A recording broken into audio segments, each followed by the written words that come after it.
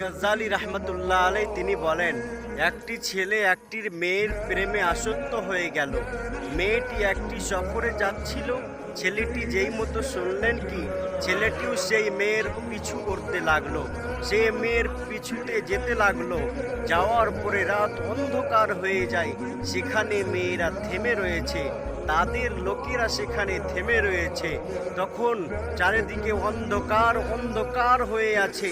তখন সেই ছেলেটি কিন্তু সুযোগ পেয়ে গেল।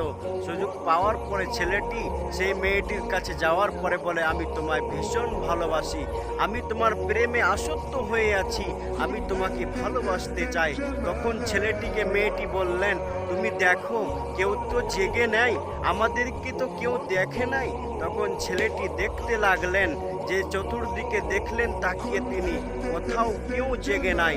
তখন মেয়েটি বললেন, তাহলে তোমার রব কি জেগে আছে?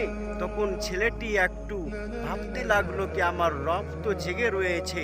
তখন তারা দুইজন সেই গুনার হাত থেকে বেঁচে গেল।